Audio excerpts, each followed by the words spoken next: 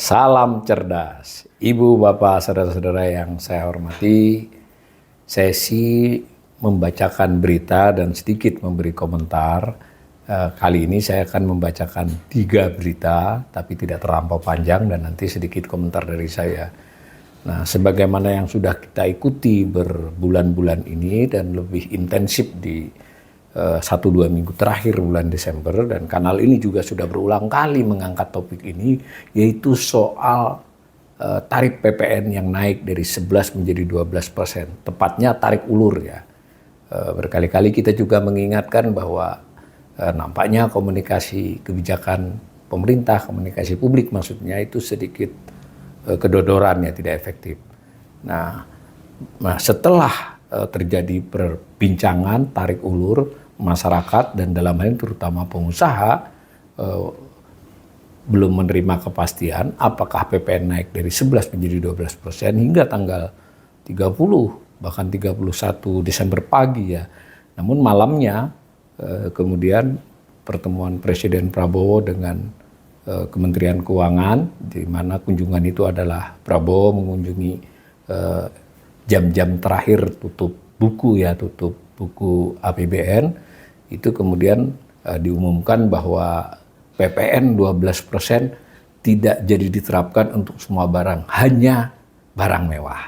Nah, tapi kan pada waktu itu belum terlampau pasti apa yang dimaksud dengan barang mewah. Nanti kemudian ada penjelasan bahwa barang mewah yang dimaksud adalah mengikuti peraturan Menteri Keuangan tentang pajak penjualan barang mewah. PPNBM ya lain ya. PPN itu pajak pertambahan nilai, PPNBM itu pajak penjualan barang mewah. Nah, kalau pajak penjualan barang mewah itu kalau sebagai sebuah proses penjualan nilai tambah, dia tetap sudah kena 11% sebelumnya ini. Lalu ditambah untuk jenis-jenis tertentu ada yang kena 20%, 40%, 50%, dan terlebih khusus kalau dia kemudian adalah barang impor ya. Nah, tetapi kali ini dalam konteks PPN-nya dia tetap naik 12%. Begitu sampai tanggal 1, tanggal 2 pagi juga. Nah, sehingga masih ada kesimpang siuran, bahkan beberapa pengusaha sudah melakukan penjualan yang memakai PPN 12%. Nah, kali ini kita bacakan berita dari web laman Kementerian Perekonomian ya, Kemenko Perekonomian, dan tidak tanggung-tanggung yang dilansir itu adalah siaran persnya. Nah, judulnya ini tertanggal 2 Januari 2025 jam 4 sore. Nah, Kementerian Koordinator Bidang Perekonomian Republik Indonesia siaran pers. Nah, judulnya Presiden Prabowo tegaskan pemberlakuan PPN 12% hanya dikenakan terhadap barang dan jasa mewah. Jakarta 2 Januari 2025. Nah, bertempat di gedung kementerian pada Selasa, ya kan, benar seperti saya catat dari tanggal 31, Presiden Prabowo secara resmi mengumumkan pemberlakuan kenaikan pajak pertambahan nilai PPN sebesar 12% yang mulai berlaku pada 1 Januari 2025. Karena kebijakan tersebut merupakan amanah Undang-Undang Nomor 7 Tahun 2021 tentang harmonisasi peraturan perpajakan.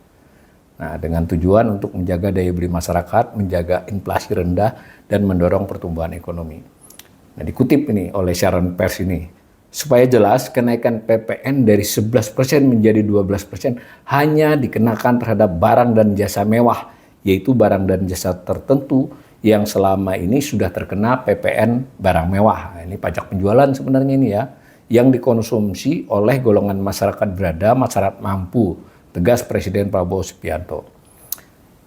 Presiden menyampaikan bahwa saat ini dunia masih dihadapi tantangan global yang penuh ketidakpastian dan ketegangan yang memberikan tekanan kepada perekonomian dunia.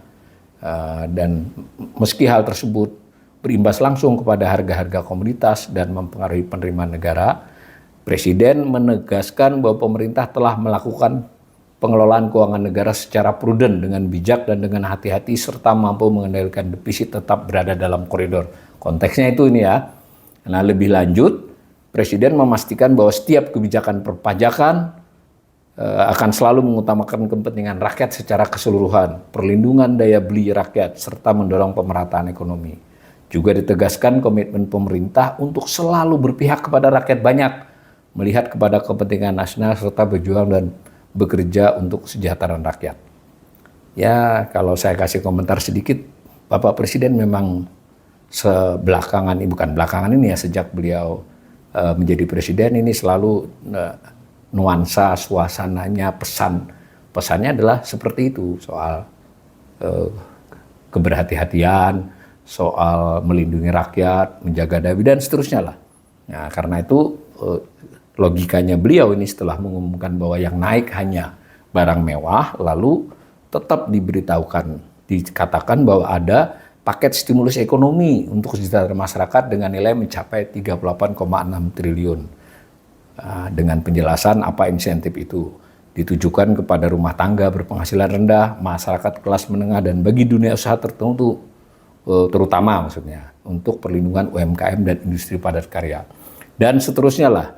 Sebagai tindak lanjut, kalau ini dari siaran pers ini ya, bukan dari Pak Presiden Prabowo di paragraf sebelumnya, pemerintah telah menerbitkan Peraturan Menteri Keuangan Nomor 131 Tahun 2024.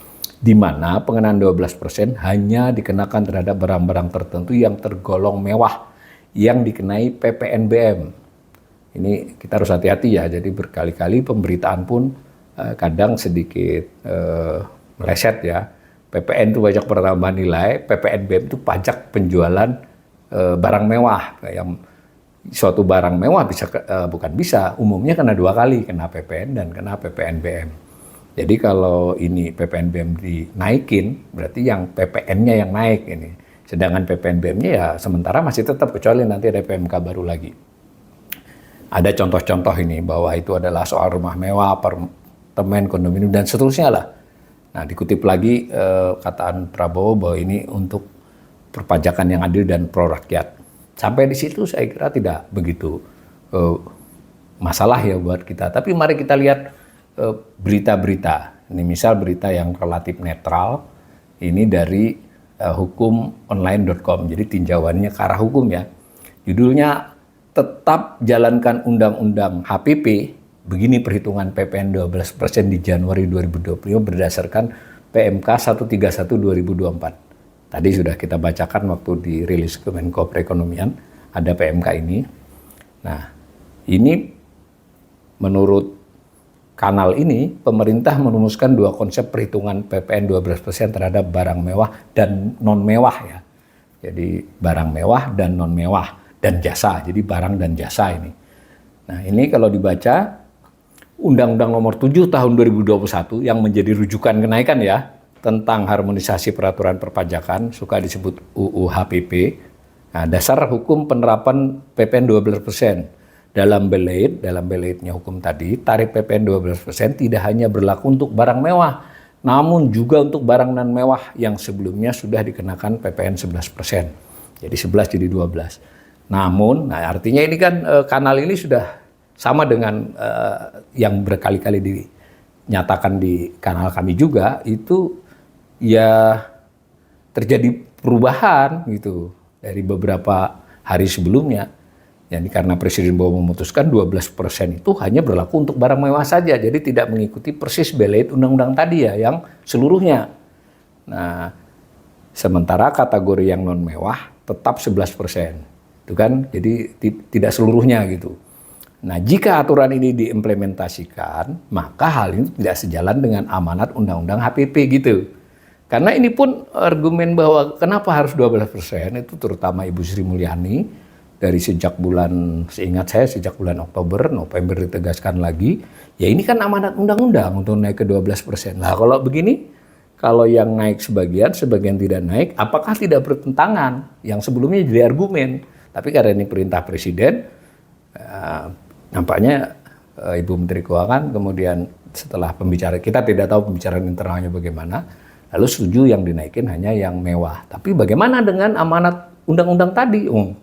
Argumennya itu, kalau saya sendiri dan banyak ekonom lain itu sudah menyarankan sejak awal ya, sejak 1-2 bulan yang lalu, ini kalau mau tidak naik itu pakainya Perpu peraturan pemerintah pengganti undang-undang. Karena waktu itu masih reses, nanti kan dibahas oleh DPR di Januari atau Februari kan bisa ditetapkan dengan undang-undang. Berarti kan langsung tidak naik gitu. Kalau ini kan jadi sulit nih. 31 Desember, Presiden minta yang naik hanya barang mewah, barang dan jasa mewah. Nah, lalu keluar PMK ini. Ya, pertanyaannya karena di sini adalah kanal hukum ya yang saya bacakan ini, itu melanggar nggak dengan undang-undang tersebut? Nah, namun menurut penjelasan ini langkah tersebut tidak diambil oleh pemerintah. Maksudnya tidak ada perpu nih, tarif 12% tetap berlaku sebagaimana undang-undang HPP, rumus perhitungan yang berbeda. Jadi PMK ini mencari siasat kira-kira begitulah agar tidak melanggar undang-undang HPP tapi mengikuti perintah presiden. Jadi cara ngitungnya yang dirubah. Jadi perlakuan pajak pertambahan nilai atas impor barang kena pajak dan seterusnya lah, itu dijelaskan, dikutip oleh kanal ini, media ini, itu Dirjen Pajak nih Surya Utomo tetap ingin menjalankan undang-undang HPP. Nah, PMK 131 nomor 2024 ini hadir sebagai bentuk keberpihakan pemerintah terhadap masyarakat. Saya kira terlalu sering ya narasi. Ini yang kita butuh tahu nih sebenarnya maunya apa. Nah, tapi di sini dijelaskan nih oleh Dirjen Pajak. Jadi tarifnya tetap 12%. Ya, dan sampai saat ini pemerintah atau DPR tidak mengusulkan adanya revisi undang-undang dan tidak menerbitkan perpu. Kan benar toh? Karena kita semua sudah berpendapat kalau mau tetap 11% mestinya perpu atau revisi undang-undang. Karena revisi undang-undang butuh waktu, ya perpu dulu gitu. Maka tetap dijalankan terpaksa. Jadi semacam disiasati jadinya ya. Dari di PMK itu pemerintah merumuskan dua konsep perhitungan PPN 12%. Nah, dari pasal 4 ayat 1 disebutkan pengusaha kena pajak yang memungut, menghitung dan menyetorkan pajak pertambahan nilai yang terutang atas penyerahan barang kena pajak dan atau jasa kena pajak dengan, nah begitu ya. Jadi sebagai menyimpang sedikit, bukan menyimpang untuk memastikan.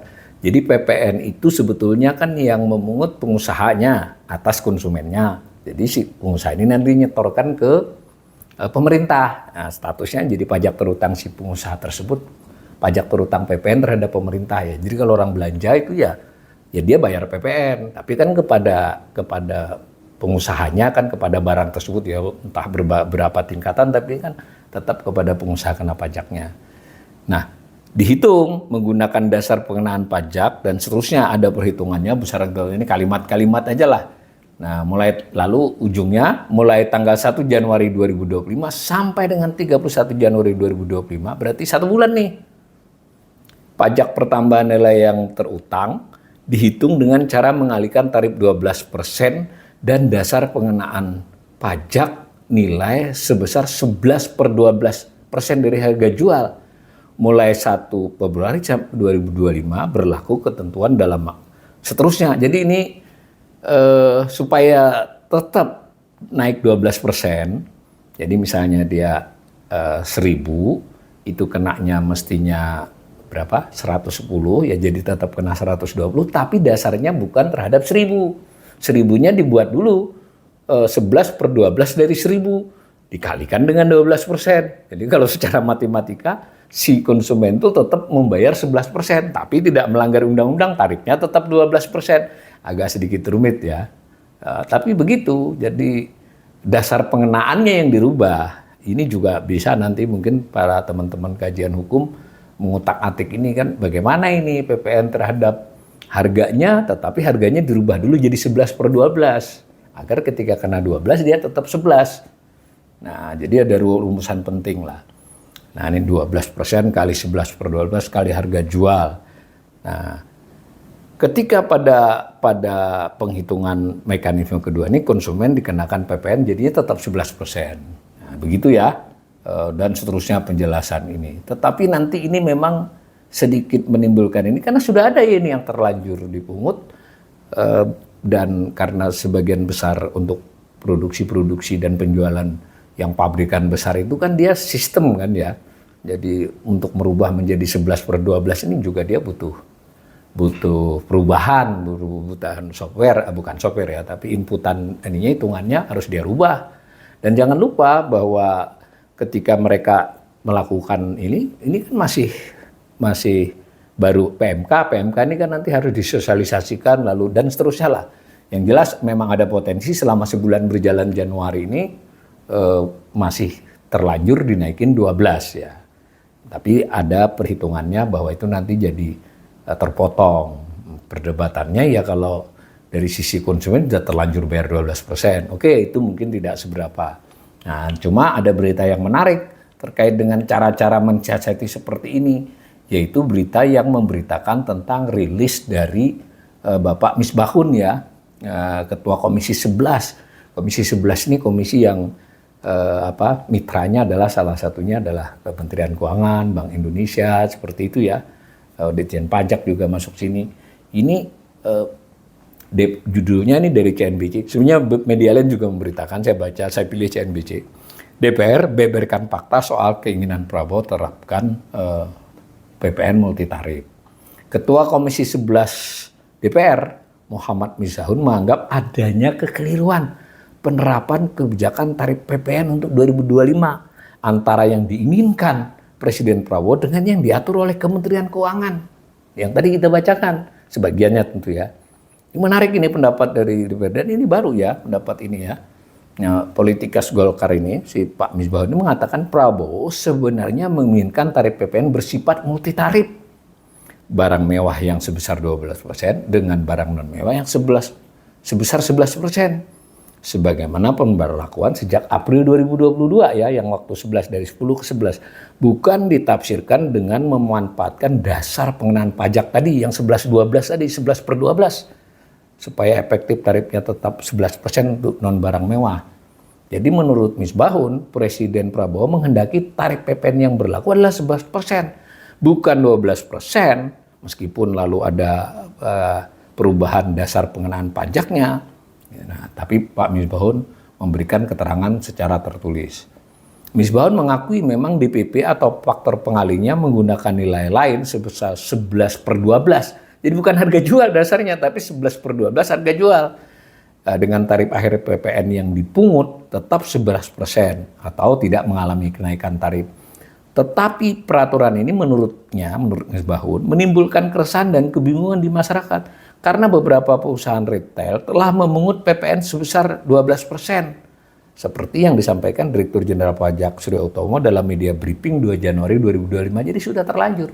Sekali lagi jangan lupa ya, beberapa perusahaan itu kan memakai sistem ya. Jadi kalau merubah ya butuh waktu, meskipun mungkin beberapa hari. Tapi kan udah ada yang terlanjur.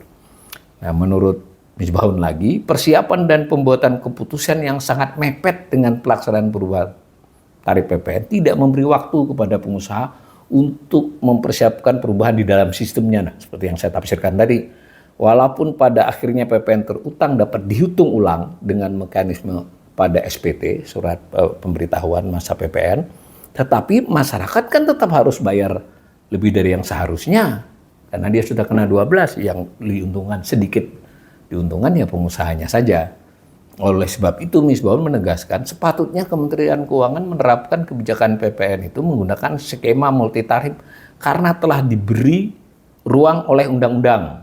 Sebagaimana diketahui pada ayat 3 pasal 7, PPN dapat diubah paling rendah 5% dan paling tinggi 15%. Tapi ini akan mengundang perdebatan ya, karena saya juga baca, karena itu ada kaitannya bahwa itu harus dilakukan dalam konteks APBN.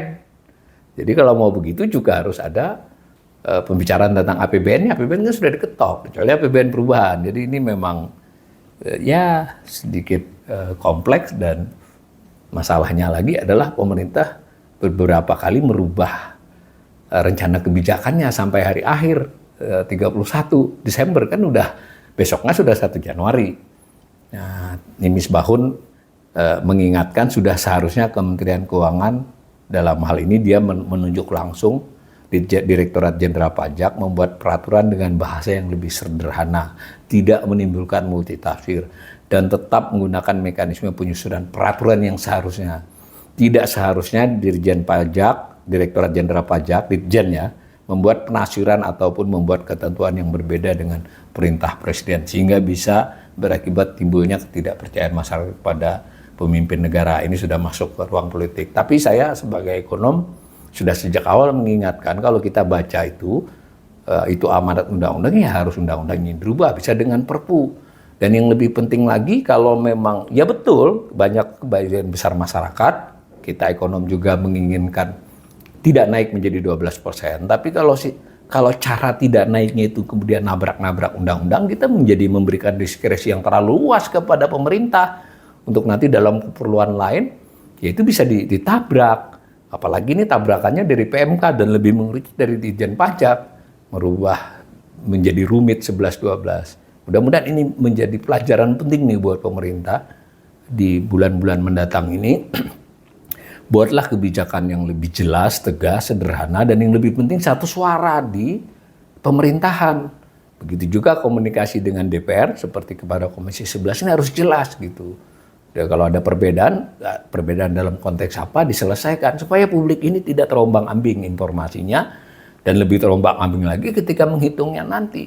Dan ini bisa saja karena yang ada namanya ekspektasi ya. Jadi kenaikan harga karena ekspektasi. Jadi kan sudah ada antisipasi dari pengusaha, ya itu tidak gampang ditarik lagi. Ya, ini sampai sekarang kita masih akan menunggu bagaimana apakah PMK ini kemudian direvisi ataukah malah ada perpu dan seterusnya. Kita tunggu selanjutnya, dan sekali lagi karena ini tidak bosan-bosannya mengingatkan pemerintah agar membuat kebijakan yang lebih jelas, tegas, dan cukup sederhana untuk dimengerti masyarakat, apalagi pelaku usaha, dan dikomunikasikan dengan baik kepada publik dan bisa dipertanggungjawabkan secara peraturan perundang-undangan. Jangan asal tabrak saja. Dengan alasan kepentingan masyarakat ditabrak, nanti suatu saat nabrak undang-undang malah justru untuk merugikan masyarakat.